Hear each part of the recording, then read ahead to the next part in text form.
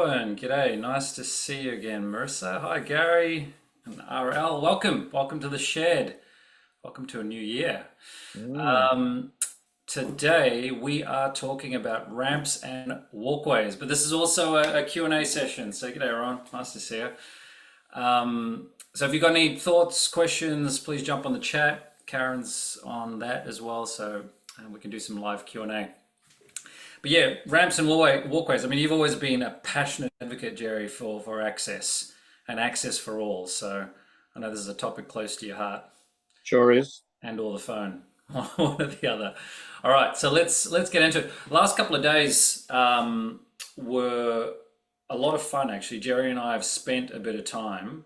Jerry, are you taking photos of us? What are you doing with your phone there? No, I just lifted my phone up for a second because I'm just double checking that I know what's the next tool, because last week we didn't have the next tool ready to tell people. So put up with me showcasing being ready. We spent the last couple of days to kick off TAFE New South Wales Currency Day, which is I guess it's to keeping the teachers current, but also share some of the innovations in education space. And so we had an opportunity with the carpentry teachers on Tuesday, and then yesterday with all the plumbing teachers. And there's a couple of slide shots here of Jerry and I, and we really get reinvigorated because education, we believe, I believe, and I know Jerry, you're passionate about education.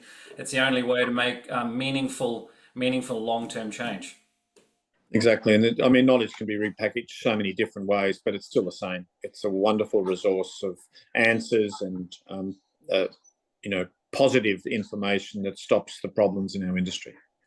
Absolutely. So we spoke a little bit about some of the challenges that teachers are facing, and a lot of it is that knowledge being locked away in PDFs and books, and so there was a lot of love and support. We also had the building commissioner James Sherrard turn up, and look, it's a difficult job to be the watchdog, to be the police person, and they've got a big job on their hands with all of the challenges with the 1.2 million new houses, the material, the trade shortages. Yeah, but they're not inspecting the 1.2 or the 1.2 million houses. They've got 400 people out there. They're doing their best.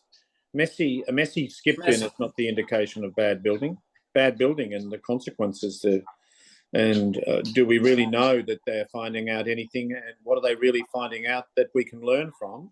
And what do we need to learn from what they're finding? This is what I want to find out, if our tax dollars being spent on this investigation. Yeah, I mean it's a big operation. So so a lot was said. This particular slide, I took a photo of that. There's nothing more costly than rework. All that margin, whether it's in the digital skip bin of design or consultation or down to delivery. James did mention the importance of education. So that was fantastic.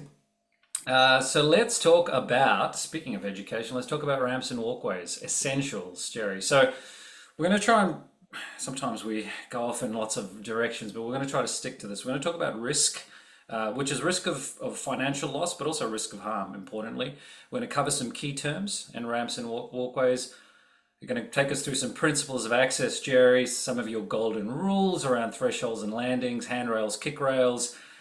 I know you're passionate about selection and material choices. One thing that we got a lot of great feedback from yesterday with the teachers was integration. Often we have the blinkers on, just looking at a particular detail, but how does that integrate with other codes, with other trades, other design considerations? So we'll look at that, and then lastly, verification. What are some things that you should pay particular note on to verify? Especially before the access consultant comes down, and because they're in the food chain before the certifier will give you OC. 100%. So risk. So let's talk about risk, right? So risk of harm and risk of financial loss. Where do you place ramps and walkways on that scale? Harm. So all I'm concerned about with ramps and walkways is essentially harm to people. So we're trying to ensure that, and I'll give you the anecdote. I've been building a while, and I can assure you that every single building that I built, I really gave unimpeded, no trip hazards, no threshold, no step at the threshold, no step at wet areas. I essentially tried to ensure that there was a clear path to wherever a person needed to get to. so that really we're trying to limit harm, and we'll get into principles in a minute. So the key risk that we're trying to deal with is harm. Yes, there's some durability issues and there's some losses faced by consumers with bad choices, and we'll cover that later on. So you would place this on a scale of risk. You would say when it comes to ramps, walkways, access, it's high. We put on the high. I think, in fact, it's much higher than people realise. I think the harm that a fall causes, in fact, it's more than the death, because it's an elderly person that we absolutely love. And if they die, it's incredibly sad. But if they're injured and they lose the mobility for 3, 4, 5 years, hit their head, break a hip, then it's, look, I cannot say. And you'll also hear with me, I don't want to rabbit on too much, but societal disadvantage because of a bad design. And remember, we're talking from design, and so we're talking about beauty, which is design, and we're talking about construction. So we're blending those two items together. So bad design and badly constructed that can lead to somebody tripping and falling unnecessarily, I think it's just really bad for society. Yeah, fully agree. The impact also on the family, not only on the person getting injured, but the people having to support and care. So Thank you. So what are some key terms? So the key terms. Now, the advantage of the shed is that most of us at the shed, and I don't care where you're coming from, you know, that we've all got the same agenda. We want to build things well. So I just want to make sure that the terms are right. Like, for instance, our intro was said kick rails. It's in fact a curb rail, and we'll look at that in a bit more detail. But the general terms we use are gradient, crossfall, and gradient is much easier, in my opinion. Some people at the TAFE meeting were saying percentage is fine. My personal view is much easier to have a rise over run, which is a one in something, a 1 in 10, a 1 in 8, a 1 in 14. The 1 in 14 was the one that's etched into my head.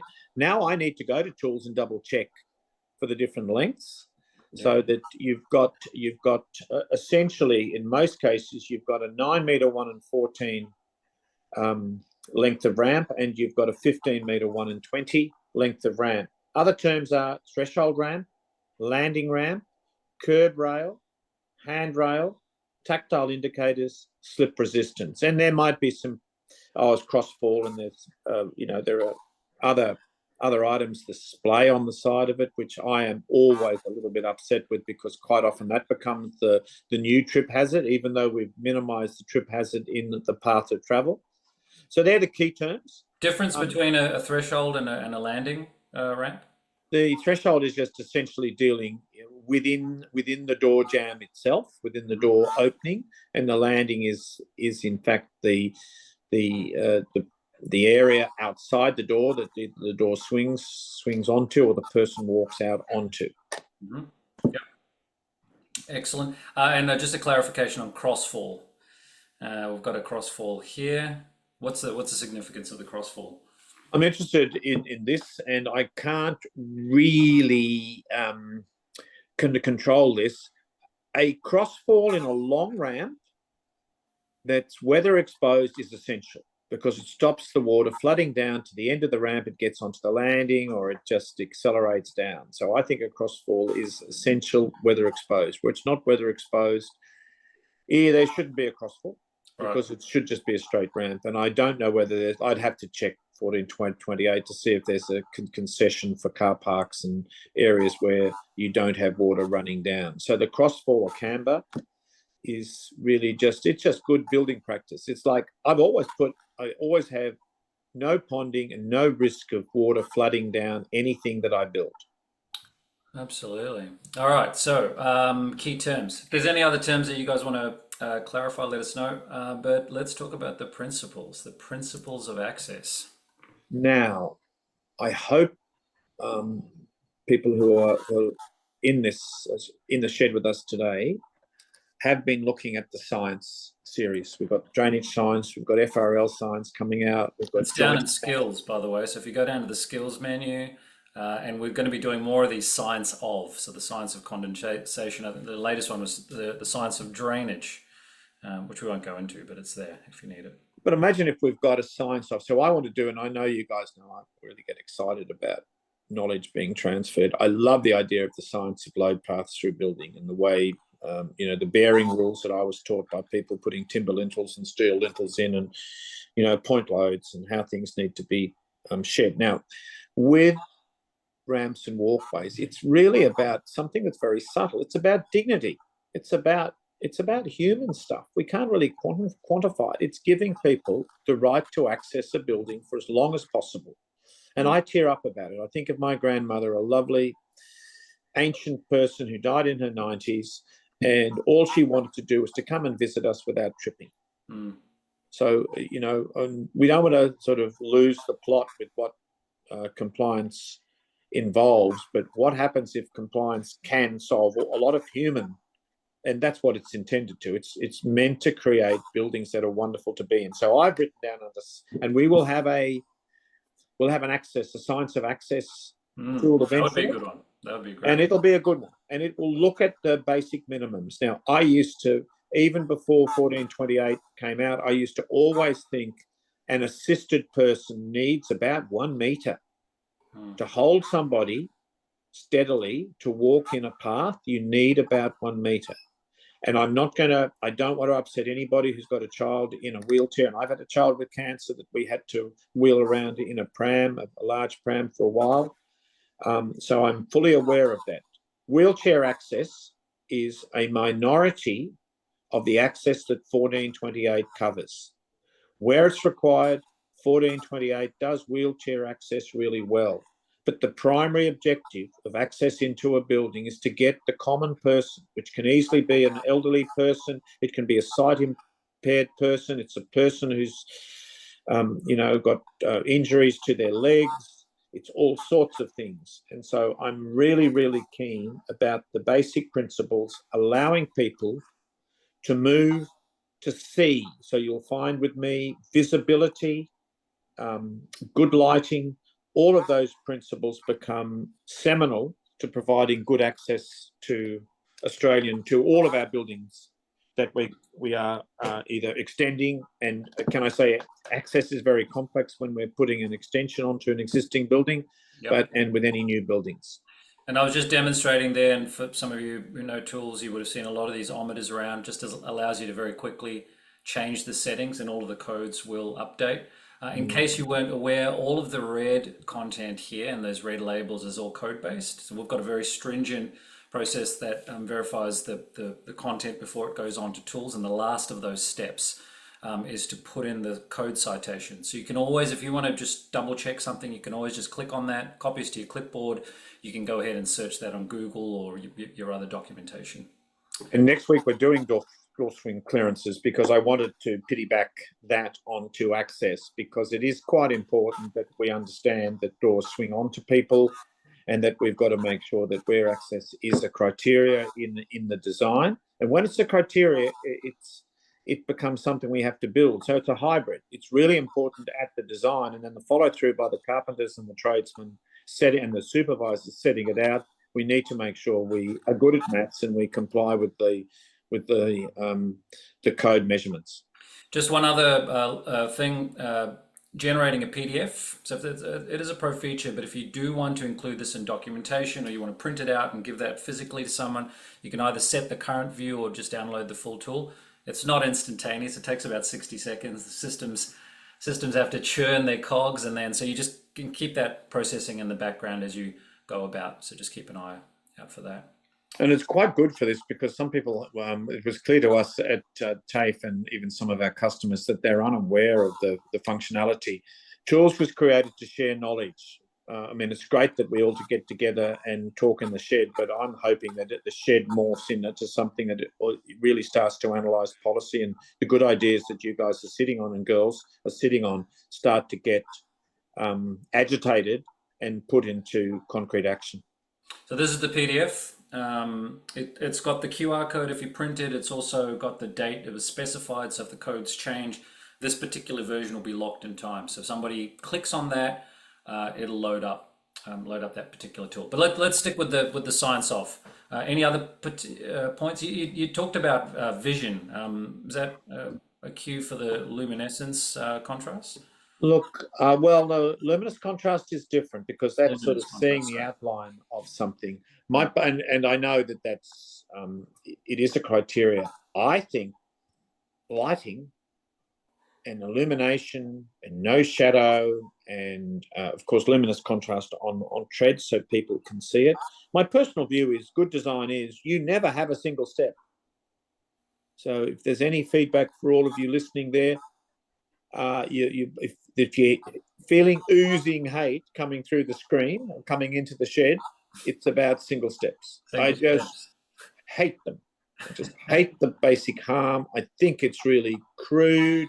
I think it's unskilled. I'm going to be the first time. I hope you'll always think that I'm a kind person because I am, but I am menacingly negative about single steps, both at the design stage and I just hope the builders in the group and the certifiers out there say, let's get it out of our culture. We never have a single step. Curbs are okay because that's in the roadway, but otherwise we don't have single steps. What about thresholds? I mean, effectively, a threshold on a with a step down is effectively a single step, isn't it? Well, it is, but you've seen the work we've done under concrete that we're trying to make sure that the thresholds drain. And there's a whole intersection of what I think the Illuminati, which I hope are the people in the shed, will eventually get together and we will work out the way we can have almost, effective ramps at every threshold from now on. And we still comply with the termite provisions, which are not often considered, the drainage provisions, the freeboard, the overland flow, and of course what the hydraulic guys are going to be saying, that where you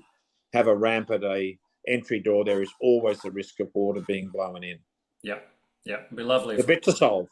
But let's just deal with the fact that we've got to create a level path of travel, 1 metre wide in the main as the golden rule into most buildings. And this will vary with population. It will vary sometimes with the location of the door, and there will be certain things which we have to comply with, but it's a level path of travel in a ramp that's no more than 1 in 14. There are dispensations for the thresholds and dispensations for a landing, and there's a crossfall where water can cause, again, harm or flooding.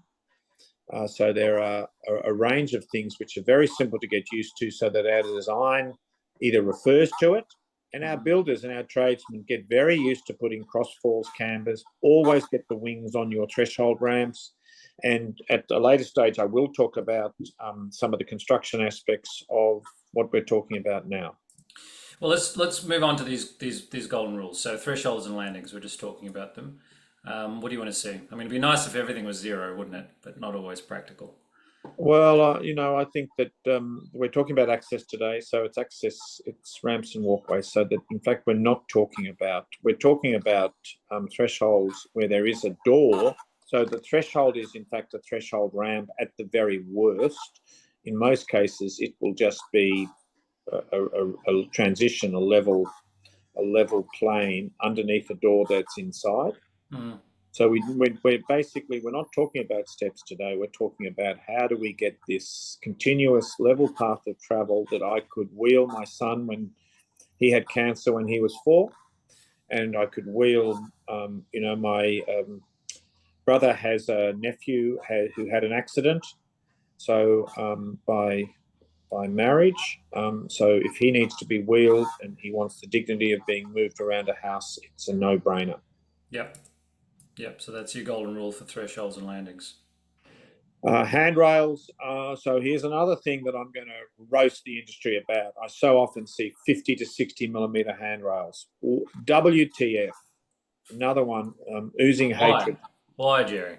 Because the kids and look, I'm in my hands. I've got reasonable grip strength, and that's fine. But as you get older, why can't we empathize and say, why did anybody allow these things to be put in places where the majority of people have hands that do not grip, are not big enough to grip it? And if they are, they're slippery. And as they age and get arthritis, the kids definitely can't hold it. Not that they're going to fall over as much as the adults, but stability and mobility is really enhanced by a grippable handrail. So you heard it from, well, I hope it's common sense what I'm saying to you, and please roast me back.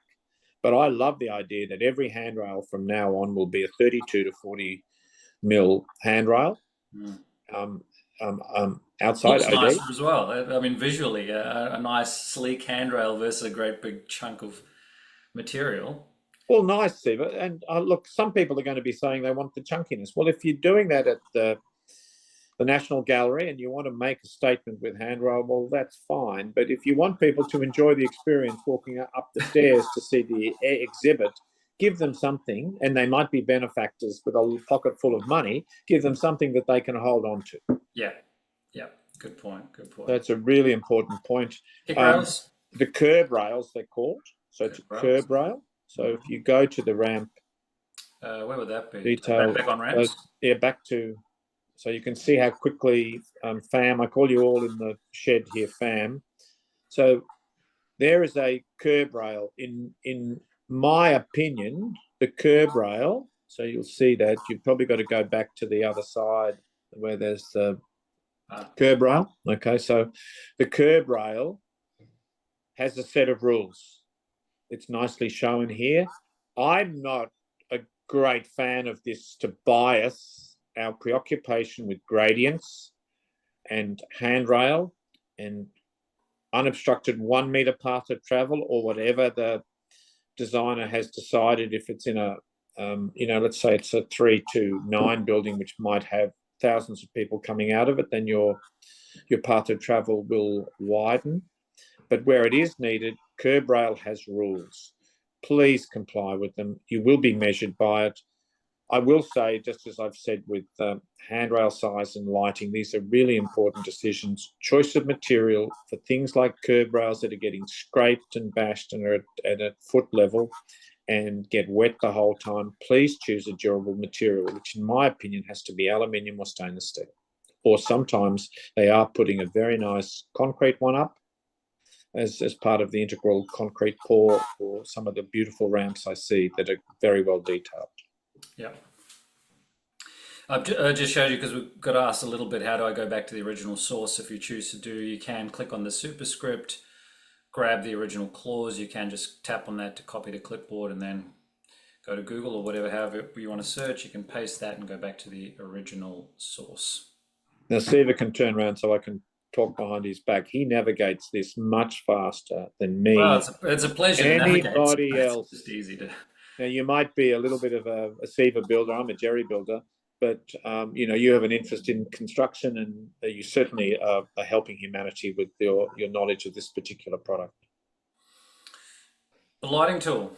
It's good.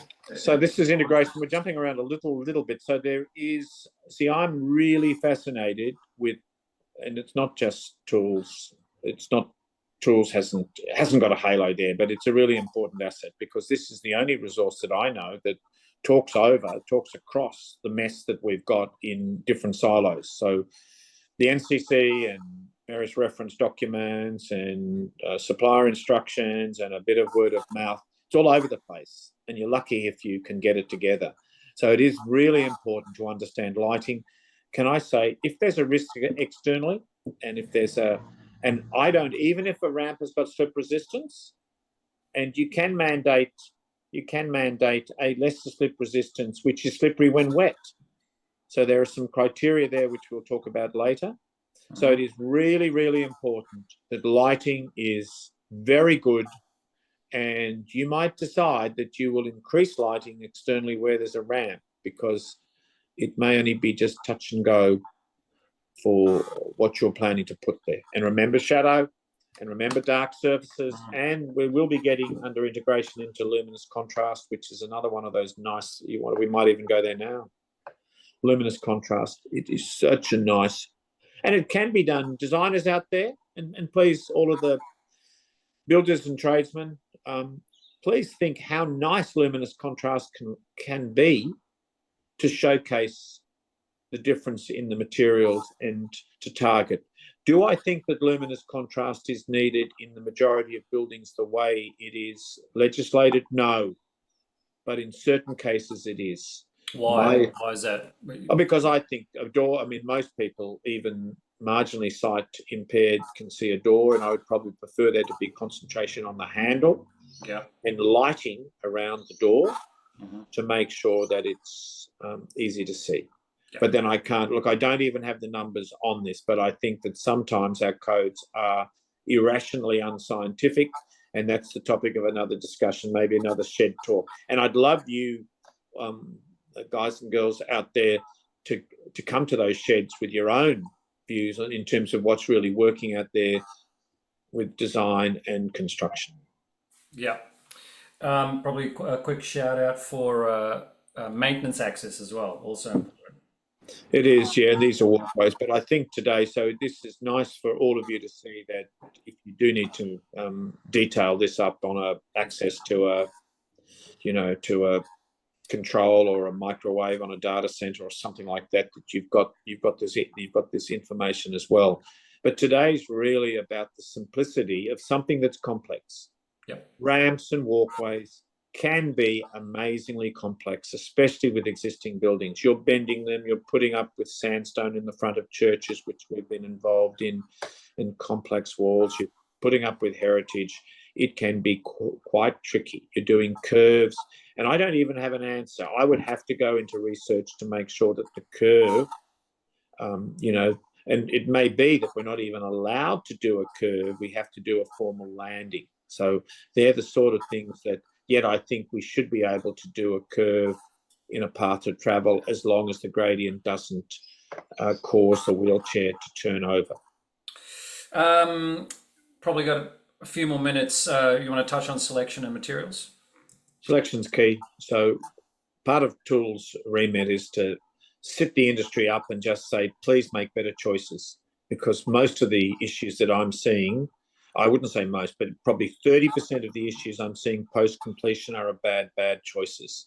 And that's coming from a combination of architects and designers who are unintentionally ignorant. They are allowing substitution with something cheaper, which is inferior, or even at the same price that is inferior, and they're putting it in a position that compromises what the manufacturer wants and allows, and it comes back as a defect claim, it comes back as rework, it comes back as maintenance, it comes back as something when I do a due diligence and I say, that has to be replaced. Please make a really good choice of the design. And then when you install things, please, any of the tradesmen out there, ramps are complex. A timber ramp has issues with durability. A concrete ramp has issues of slip. It has issues of movement. And you may want to do a single pour, and then there's movements and cracking in it. And that may not, affect the function of the ramp.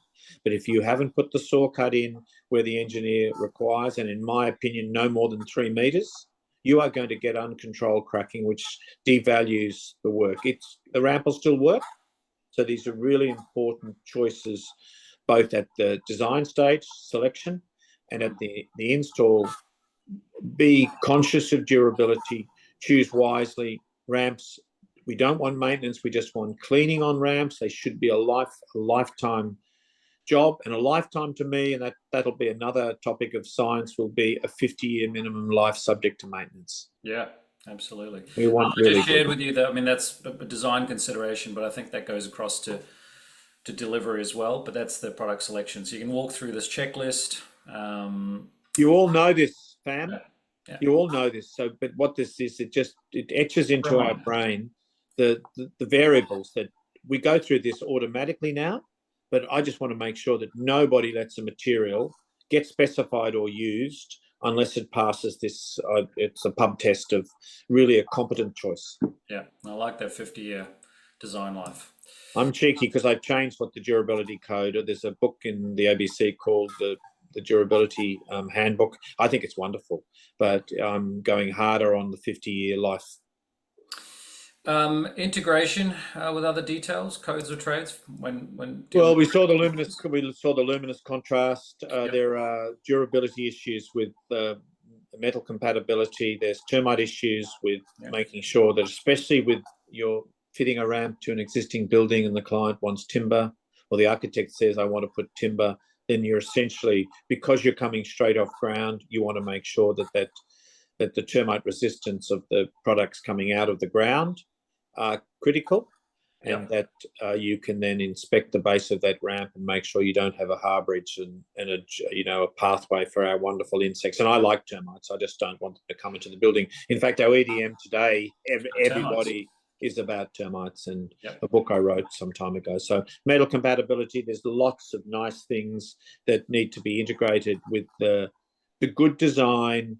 And we'll be talking in a minute about verification. So we will be talking about the precise set out. Yeah, so that's a metal compatibility. That's under skills, quality, and you can search by voice or text as well. Absolutely. Any other considerations? So you mentioned lighting, contrast, material choices. Any trade considerations working with? Well, there are a lot of moving parts. Look, we haven't really touched on slip resistance, but I think, I was always conscious of slip resistance even before there was any code requirement. I was thinking, why would we put a surface on that had wet slip at zero? Basically anybody, it's like an ice rink. So I think it's really important. So please take that really seriously, even if it's not specified. And you can see the standard allows a P3, which is a dry slip externally, and I'm saying just put P4. Essentially, always put a P4 or whatever is specified. And if they go for the lesser dry slip externally, don't. Just put P4 in. So if that's one of the other things, you're getting a 40mm handrail, you're getting a P4 slip resistance, you're getting really good lighting, and it just becomes motherhood. And people say there's all these problems in building. Well, sorry, I haven't faced them. I have to inspect it and say, why wouldn't you put a light there? Yeah. Why wouldn't you make sure that there's not a single step? Yeah. So I can see you've put for ramps and walkways P4 up to and further as it gets steeper. Yeah. We're almost out of time, we are at time. But verification, you want to touch on that? Now, I'm really keen for the ITP process and the QA process to come more and more back to the contractor doing it because they know. So if you're not good with a tape, and if you aren't using tools and getting the key measurements right, if you don't have a electronic level that's got the correct gradient on and that you can't convert to a 1 in 8 or a 1 in 14, get one, please. And be relentless about it. And if it's concrete, please check the level on your string line when you pour it, and don't come back and say to the concreter, I told you. Please make sure that that gradient is going to pass the access consultant's assessment of it. Yeah. It's going to save a lot of problems. So please, precise set out, careful listening and looking at the drawings with installing access to existing buildings. It's quite often you've got little site considerations you need to work with, and sometimes you may need to get some compromise from the access consultant, which I've been able to do. And then the access consultant will come and ideally check something that you've already got right at construction. You haven't even had to back check it because you got it right. Tactile indicators is another one of those integration things to be continued. I personally think they're trip hazards. I think there are a low profile version of it. I have never been a fan of it, yet I think we need, and can I say the majority of us are not sight impaired. What we've got to try to do is develop up something that a sight-impaired person senses, and they're much more sensitive anyway. So why we put something that a person can easily trip on? Particularly the middle tactile indicators are quite slippery when wet. I've noticed. Okay, I'm a sight-impaired person. I've noticed because I felt the trip hazard. Sorry, I felt the tactile indicators, then I've tripped. Okay. Yeah. It's just, and I don't want to be caustic about it, but it is real out there. They are a terrible thing, and the amount of I don't even have stats, but I'd imagine there are thousands of people today that are going to trip on tactile indicators, and we don't have data on it. It's another one for the shed. Sorry, there are no tactile indicators that are going to trip you getting into the shed. You're okay today. Well, we're out of time, but thank you all for joining. Do you know what we're doing next week, Jerry? Which tool we're doing? We're doing swing door clearances, which follows on. It follows on from these ramps and walkways and accessible paths of travel. So I think it's boring as batshit, but it's something that we've got to be conscious of. And it does lead to lots of things in the rest of building. Awesome. Excellent. Thank you, Jerry. Thank you, Karen. Thank you, everyone, for being here. We'll hopefully catch up with you next week at the shed. Thank you. Thank you for joining us in the shed. Thanks, guys. Ciao. Goodbye.